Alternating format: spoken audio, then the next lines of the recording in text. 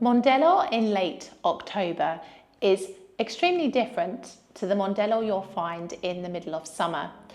And it's something that I've always stressed on this channel, that if you come here in August expecting to see what you can see here now, you are going to be very disappointed. Mondello in October breathes almost like a big sigh of relief. You actually get to experience the heart and soul of this town without there being hordes of people and lots of traffic. You get to experience the white sand and the azure water without there being hundreds of sunbeds taking up the entire beach. And you just get to really take in the beauty of this particular part of Palermo. And why is this so? Because the tourists have gone home. Tourism in late October here in Palermo is heavily reduced compared to the height of summer. Pretty much year round you will find tourists here in Palermo. It's one thing that I can say is very true, but the number of tourists that you find here in October, November, December, even January and February is far less compared to what you'll find in the spring going into the summer months. And it's interesting because I'm sure you have seen the many news reports recently about the protests in Spain against over-tourism. And even like really recently, tourists actually been heckled on the beach where they were relaxing and been told to go back home.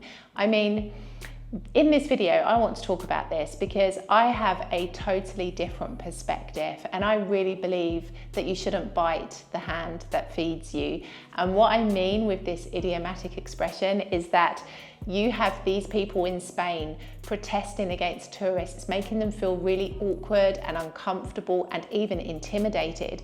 Yet these are the same people who are spending money in the local shops, in the local restaurants, in hotels, in that particular area, and yet you are telling them to go back home.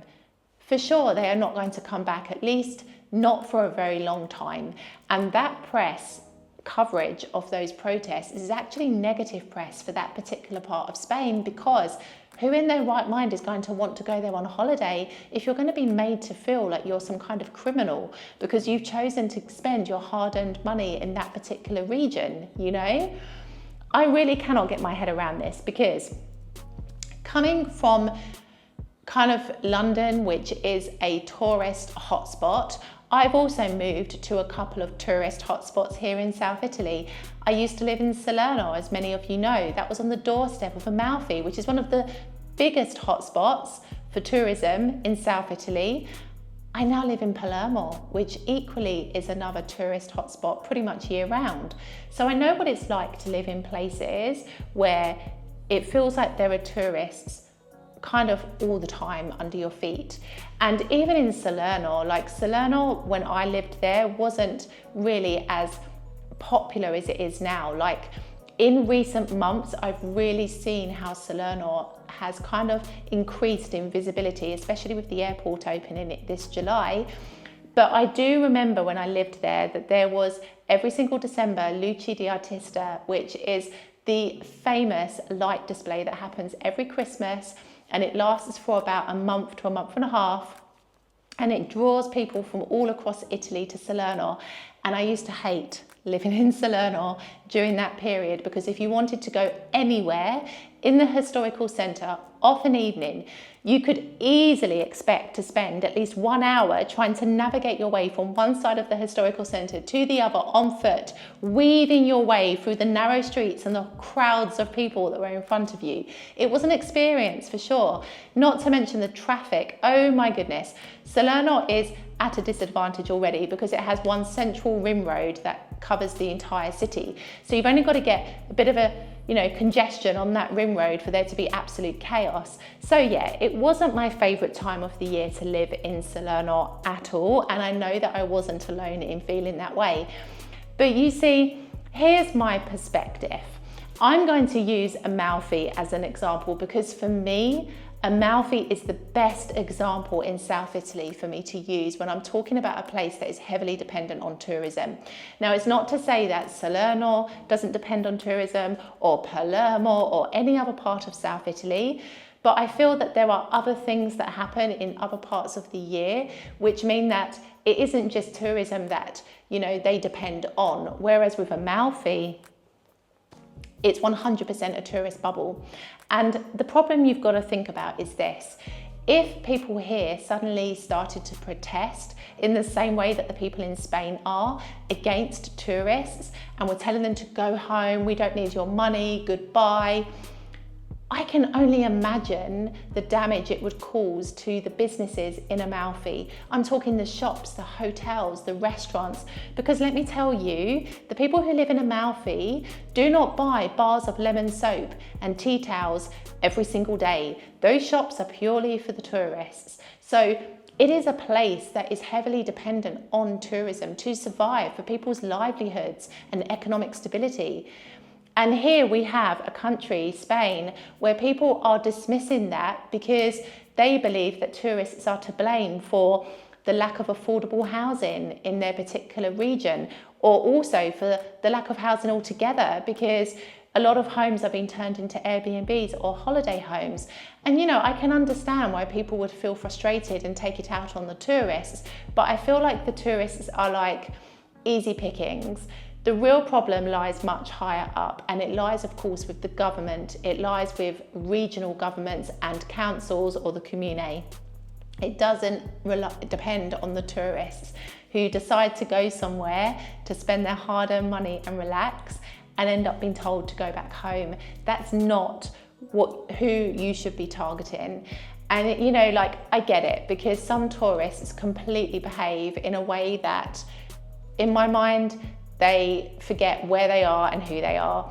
I did a video right here, I'll link it up here, talking about the art of being a tourist in Italy, because unfortunately there are many people who forget how to behave as a human when they come to Italy and they decide to deface historical monuments and places of interest. And that completely drives me crazy, because I think you completely tarnish the reputation of tourism in general when there are hundreds of thousands of tourists that visit Italy every year who are completely respectful. And so I do think it does depend on your character when you visit a country. But if you are respectful, if you are spending your money in local businesses and you want to learn more about where you're visiting and you are really appreciating where you are, I really don't believe you should be told to go back home. And I think, I do understand why people can be frustrated, absolutely. Taking it back to Amalfi, every time that I have gone to Amalfi over the 4 years that I lived there, and even recently this year when I went back to film this video up here, I saw how residents have gone to such extremes as to put little barriers outside of their homes to stop people from trespassing into their private spaces. So I understand it's a big problem, absolutely. And I understand that the price of housing is another big problem, even Salerno. When I lived there, it was always expensive, and people would tell me that Salerno was one of the more expensive cities in South Italy to live. But now, oh my gosh, it's jumped up threefold. I saw an apartment to rent in Salerno recently for 3,000 euros a month. And this was in one of the newest piazzas in Salerno, which is very close to the port. This is in one of the buildings that they have there, which is shaped like a crescent. So it's got spectacular views, really stunning location, but 3,000 euros a month. I mean, come on, crazy. And this is an apartment, it's not a villa. So I understand that people can be frustrated by this because, of course, if the rents are going to be this crazy price, there's no way that people who live in that particular city day in, day out can afford to pay that, And not even that, but I also see how there is a shortage of homes. Even in Salerno, I see now that a lot of homes are let on a transitory lease if people want to rent, because of course, outside of low season, they are going to be holiday homes or Airbnb lets. So I do recognise that this is a problem, absolutely. But I do think that the problem lies much higher up, and it's not necessarily the best thing to do to attack the people that are right in front of you and are easy picking, shall we say, to blame for this situation. Because essentially, let's not forget, we are all tourists. Every time we step foot in another country, we are a tourist.